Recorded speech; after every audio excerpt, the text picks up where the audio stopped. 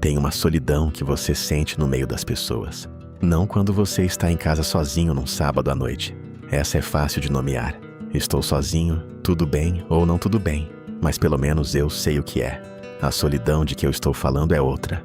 É aquela que aparece numa mesa de bar com amigos e de repente você olha ao redor e percebe que está completamente só, que a conversa está acontecendo, mas não está chegando em você, que as pessoas ao redor estão rindo, falando, existindo, e você está lá, presente fisicamente, mas separado por algo que não tem nome. Ou é a solidão de tentar explicar o que você está sentindo para alguém próximo e perceber no meio da explicação que não está funcionando, que as palavras estão saindo, mas não estão chegando do outro lado do jeito que você queria, que o que você sente tem uma textura, uma cor, um peso específico que simplesmente não transfere. Você já tentou descrever um sonho para alguém? Como ele começa a murchar enquanto você fala? Como a imagem viva que estava na sua cabeça vai virando relato genérico, vai perdendo a força, e a pessoa na sua frente ouve, mas não vê o que você viu? É assim com muita coisa que você sente. E em algum momento da vida, a maioria das pessoas chega numa conclusão silenciosa e um pouco pesada. Ninguém vai entender completamente. Ninguém vai chegar lá de verdade. Um homem nascido em Danzig, em 1788, que escolheu viver sozinho por décadas, que tinha mais afeição pelo seu cachorro do que pela maioria dos humanos ao redor, que foi um dos filósofos mais pessimistas da história e ao mesmo tempo um dos mais lidos. Esse homem não só chegou a essa conclusão, como fez dela o ponto de partida de toda a sua filosofia. O nome dele era Arthur Schopenhauer. E ele tem algo importante a dizer para você. Antes de entrar no pensamento de Schopenhauer, preciso dizer uma coisa sobre ele como pessoa. Porque a vida de um filósofo, muitas vezes, é inseparável do que ele escreveu. Schopenhauer era difícil. Não há outro jeito de dizer. Era arrogante, impaciente, desconfiava de quase todo mundo. Teve uma relação destruída com a mãe, que era escritora famosa, e que ele ressentiu a vida inteira.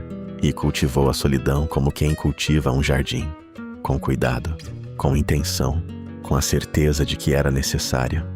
Ele comia sozinho nos melhores restaurantes de Frankfurt. Levava o cachorro para passear todo dia no mesmo horário. Lia, escreveu, pensou e recusou, sistematicamente, a ideia de que precisava de companhia para ser inteiro. Isso não era postura, era convicção filosófica profunda. Ele dizia que a maioria das pessoas buscava companhia constante porque tinha medo de se encontrar, que o barulho social era, no fundo, uma fuga do silêncio interno, e que quem não conseguia ficar sozinho sem sentir angústia ainda não havia se tornado uma companhia para si mesmo. Dura, mas honesta. O centro do pensamento de Schopenhauer começa num lugar inesperado: a vontade. Não vontade no sentido de querer algo específico, querer um emprego, querer uma pessoa, querer uma vida melhor. Schopenhauer usava a palavra num sentido mais fundamental. A vontade, para ele, era a força cega que move tudo, que move o universo, que move a natureza, que move você. É o impulso que faz a planta crescer em direção à luz, sem saber por quê. É o que faz o animal caçar sem refletir. E é o que faz você querer o tempo todo, sem parar, sem descanso, mesmo quando você não sabe bem o que quer. Você realiza um desejo e em poucos dias já quer outra coisa. Você chega num objetivo que perseguiu por anos e sente, logo depois, um vazio que não esperava. Você conquista o relacionamento que queria e começa a querer que ele seja diferente. Você consegue o emprego, a cidade, o apartamento, e a vontade já está apontando para outra coisa. Schopenhauer chamava isso de a roda do sofrimento. Não no sentido budista, embora ele conhecesse bem o budismo, mas no sentido mecânico. Você está preso numa engrenagem que nunca para. Desejo, esforço, realização, vazio, novo desejo, sem fim, sem chegada. E o pior, você não escolheu entrar nessa roda, nasceu dentro dela. Agora volta para a solidão. Se a vontade é cega e insaciável, e se cada pessoa é movida pela sua própria versão dela, com seus próprios medos, impulsos, desejos, histórias, feridas, então o que acontece quando duas pessoas tentam se conectar de verdade? Schopenhauer tinha uma imagem para isso que ficou famosa. Ele falava dos porcos espinhos no inverno. Num dia frio, um grupo de porcos espinhos tenta se aproximar para se aquecer. Mas quando chegam perto demais, os espinhos machucam uns aos outros. Então se afastam. Mas com o frio, voltam e machucam de novo. E ficam assim, se aproximando e se afastando, tentando encontrar a distância que permite algum calor sem ferir demais. Schopenhauer dizia que é assim com os seres humanos. A proximidade que você busca, inevitavelmente, traz conflito, mal-entendido, decepção. Não porque as pessoas são más, mas porque cada um carrega sua própria vontade, seus próprios espinhos, suas próprias formas de machucar sem querer. E quanto mais perto você chega, mais visíveis ficam essas diferenças. E isso não é pessimismo gratuito. É uma observação sobre a estrutura da experiência humana. E provavelmente você já sentiu isso. A pessoa que você mais amou também foi a que mais te machucou. Não necessariamente por maldade, só pela proximidade. Mas então qual é a saída? Schopenhauer não diz para você se isolar completamente. Ele não era um eremita pregando a separação total. O que ele propõe é mais sutil. Ele diz que existe uma forma de presença no mundo que não depende de ser completamente compreendido. Uma forma de existir que não exige que as outras pessoas cheguem lá dentro de você para você ser inteiro. E ela passa pela arte, pela contemplação e pela aceitação honesta dos limites da conexão humana. Vamos por partes. Schopenhauer acreditava que a arte era a única coisa capaz de suspender temporariamente a tirania da vontade. Quando você está completamente absorto em música, ou numa pintura, ou num livro que te pega de verdade, existe um momento em que você para de querer, para de calcular, para de comparar, para de se perguntar o que o futuro vai trazer. Você simplesmente está ali, presente, fora do ciclo do desejo por um instante. Ele chamava isso de contemplação estética pura e dizia que era o estado mais próximo de paz que um ser humano podia alcançar. Não porque os problemas sumiram, mas porque a vontade, por um momento, ficou quieta. Pensa na última vez que você ouviu uma música e ela te parou no meio do que você estava fazendo. Não porque era animada ou porque a letra era inteligente, mas porque ela chegou num lugar que palavras não chegam, que conversas não chegam, que nem você mesmo saberia descrever. Isso é o que Schopenhauer estava falando. E tem algo revelador nisso, porque você não precisa de outra pessoa para ter essa experiência. A arte fala diretamente para você, sem intermediário, sem tradução, sem o risco de chegar torta. É uma forma de conexão que não exige ser entendido. A segunda coisa que Schopenhauer propõe é a contemplação. E aqui ele conversa muito com o estoicismo, com o budismo, com qualquer tradição que leva o silêncio interno a sério. Ele observou que as pessoas que mais sofriam com a solidão eram justamente as que mais fugiam dela, que enchiam o tempo de distrações, de ruído, de obrigações sociais não porque queriam, mas porque ficarem sozinhas era insuportável, porque o silêncio trazia à tona tudo o que elas não queriam pensar. E dizia que esse medo do silêncio era o sinal de que você ainda não se conhecia, de que havia partes suas que você estava evitando encontrar. A solidão forçada, aquela que você não escolheu, que chegou por circunstância, por término de relacionamento, por mudança de cidade, por uma fase em que as amizades foram se dissolvendo. Essa solidão pode ser a coisa mais dolorosa que você já sentiu. Mas também pode ser o momento em que você para de fugir. Quando não há ninguém para distrair, o que sobra é você. E conhecer esse você, com os seus medos, as suas contradições, as coisas de que você tem vergonha, os desejos que nunca admitiu em voz alta, esse conhecimento é algo que nenhuma companhia pode te dar. Schopenhauer não dizia que a solidão era fácil, dizia que era necessária. Tem um aspecto da vida nas grandes cidades que encaixa perfeitamente no que Schopenhauer descreveu e que ele não poderia ter previsto, mas que parece saído direto da sua filosofia. A solidão urbana moderna tem uma característica específica. Ela é invisível. Nas pequenas comunidades do passado, se você estava sozinho, todos sabiam. Havia algo quase honesto nisso. A solidão era visível, reconhecida, às vezes até endereçada pela comunidade ao redor. Numa cidade de milhões de pessoas, você pode passar semanas sem ter uma conversa que chegue fundo. Pode ter centenas de contatos no celular e não ter ninguém para ligar quando as coisas desmoronam. Pode estar cercado de gente no metrô, no escritório, no bar e estar completamente só dentro de tudo isso. E o mais cruel, as redes sociais criaram uma camada de performance sobre essa solidão. Todo mundo parece conectado, todo mundo parece ter amigos, festas, momentos compartilhados, risadas. A solidão real ficou mais envergonhada do que nunca, porque agora ela coexiste com a ilusão de que todo mundo está junto menos você. Schopenhauer chamaria isso de o preço da sociedade superficial. A quantidade de contato aumentou, a profundidade diminuiu, e a ilusão de conexão tornou a solidão real mais difícil de admitir.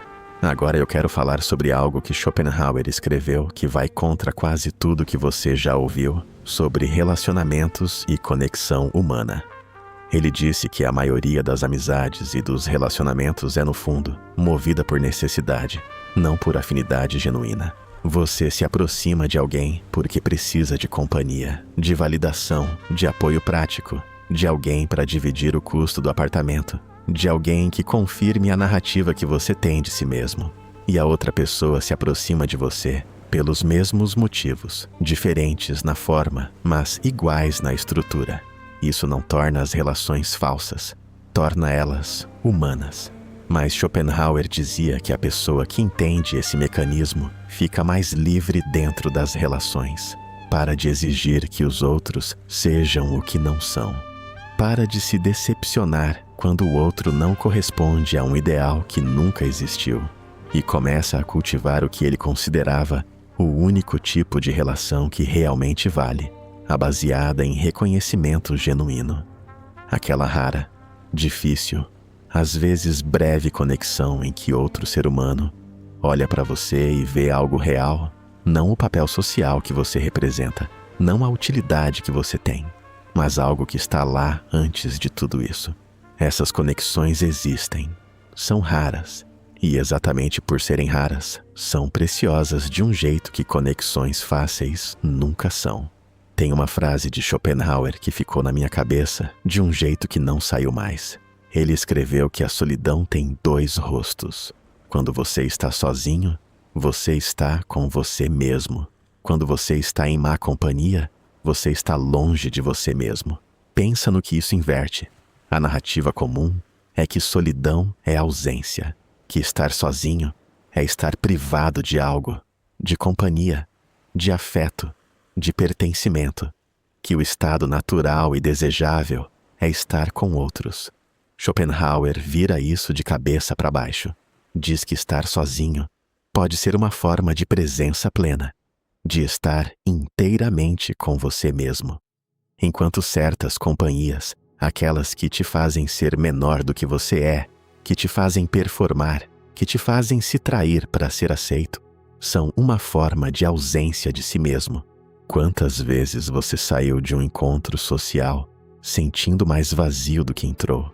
Quantas vezes a conversa foi barulhenta, mas você voltou para casa mais sozinho do que estava antes? Schopenhauer diria: você não estava sozinho quando estava em casa. Você estava distante de você mesmo quando estava lá. Mas e a dor? Porque tudo isso soa muito bem como filosofia. Mas a solidão dói. A saudade dói. O silêncio de um apartamento que já teve mais gente dói.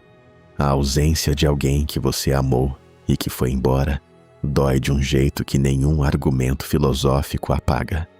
Schopenhauer não fingiria o contrário. Ele era o último filósofo a minimizar o sofrimento. Era, afinal, o homem que disse que o sofrimento é a condição padrão da existência, não a exceção. O que ele propõe não é não sentir. É entender o que você está sentindo. A dor da solidão, na maior parte das vezes, não é a dor de estar fisicamente só. É a dor da vontade insatisfeita, o impulso cego de conexão que não encontrou onde pousar. É querer ser completamente compreendido por outro ser humano e bater no limite do que a linguagem, do que a proximidade, do que qualquer relação humana consegue oferecer. E quando você entende isso, quando você vê que parte dessa dor é estrutural, que ela não é falha sua nem de ninguém ao redor, ela não some, mas muda de qualidade. Deixa de ser uma acusação e vira uma observação. Você não está sozinho porque é inadequado. Você não está sozinho porque errou em algum lugar. Você está encontrando o limite natural de qualquer existência humana. E dentro desse limite, ainda é possível construir alguma coisa. Schopenhauer morreu em 1860, sozinho num apartamento em Frankfurt, enquanto tomava café da manhã. O criado que trabalhava para ele chegou e o encontrou assim, recostado no sofá, sem sinais de luta ou sofrimento. Tinha 72 anos, viveu mais do que a maioria dos filósofos da sua época e passou os últimos anos vendo finalmente seus livros serem lidos. O reconhecimento que havia esperado décadas chegou tarde, mas chegou. Deixou o dinheiro para veteranos de guerra e para um fundo de apoio a pessoas em dificuldade. O homem que disse que os humanos eram movidos por egoísmo e vontade cega deixou o que tinha para outros. Contradição? Talvez. Ou talvez seja a prova de que entender o peso da existência humana, realmente entender sem ilusão, não te torna frio, te torna compassivo, porque quando você para de exigir que as pessoas sejam o que não são, quando você para de esperar ser completamente compreendido, quando você aceita os limites da conexão, você fica mais gentil, com os outros e com você mesmo. Então, o que fica disso tudo? A solidão que você sente não é um sinal de que algo está errado com você. Não é punição, não é consequência de erro, não é déficit de habilidade social. É parte do formato da existência humana. Schopenhauer passou décadas olhando para isso sem piscar. E o que ele viu não foi motivo para desespero. Foi motivo para uma certa honestidade tranquila. Ninguém vai te entender completamente. Ninguém vai chegar lá dentro de tudo que você é. E você não vai chegar lá dentro de ninguém também. Mas existem momentos. Existem músicas que chegam onde palavras não chegam. Existem livros que sabem o que você está sentindo antes de você saber nomear. Existem olhares trocados com pessoas que reconhecem em você algo que elas também carregam. Existem raras conversas que não precisam ser completadas porque já estão inteiras. E existe você mesmo, quando você para de fugir, quando você fica no silêncio tempo suficiente, quando você para de confundir presença de pessoas com ausência de solidão. A companhia mais constante que você vai ter na vida é a sua própria. Vale a pena conhecer essa pessoa.